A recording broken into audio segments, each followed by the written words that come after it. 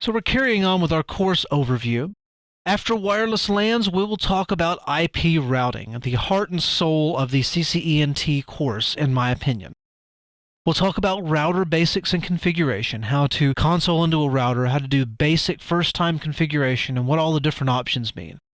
We'll discuss routing protocols, the various types of routing protocols, distance vector and link state routing protocols. And then we'll move on to the evils of static routing. I'll show you how static routes work, why on a large network they should be destroyed with fire, in my opinion. And then, of course, I'll explain why I believe that static routes don't really have a place in a large enterprise network, if at all avoidable. We'll then talk about RIP, or the Router Information Protocol. Now, RIP is a very basic routing protocol, and it's supported by nearly every device out there.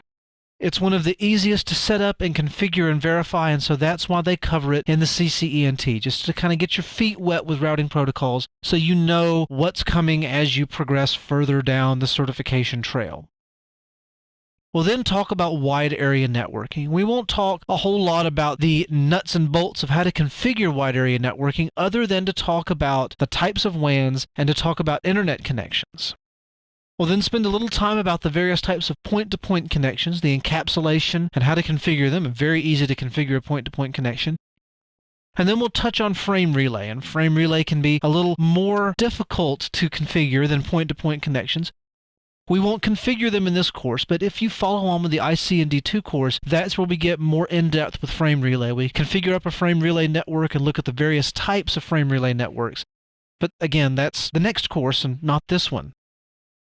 We then move on to in-depth Cisco device maintenance. We talk about the Cisco Secure Device Manager. And as I'll point out when we talk about the SDM as of the time of this video's recording is about 4 years old, and it takes a special dedication, if you will, to get this SDM working on modern software and hardware.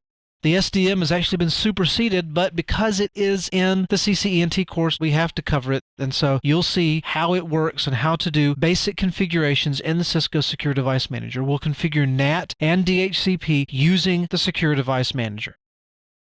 We'll talk about file system management, how you can manage the files on the router, the flash, and the config.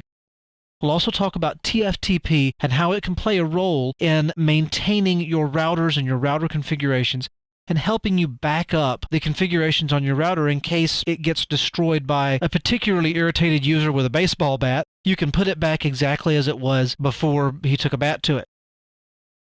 We'll then talk about password recovery because everybody forgets a password now and then. That's why we have password recovery on nearly every website we visit. And we'll also talk about boot management, or how to tell the router what flash file system to boot off of. We'll then move on and talk about CDP, or the Cisco Discovery Protocol. We'll discuss what it is and how it works and how it can help you build a mental map of your network and how for some types of networking it's pretty much required. We'll then move on to the lab. Everybody loves the lab. In this lab, we will meet Joe and Joe's widgets, and we'll build a network for him. We'll set up DHCP and NAT and static routing and routing protocols and the whole 9 yards. Everything we've covered in the course will be configured in the lab in pretty much real time. Once we're done building the small network, we'll verify that it actually works like we expect it to. We'll break the network and see that the network actually fails in the manner that we expect it to. The case of this small network, it doesn't actually fail. It's pretty robust, but it performs exactly as we'd expect it to because that's how we've configured it. And that's it. That's the course overview. That's what we're going to learn over the next few hours. Strap in. It's going to be a fun ride.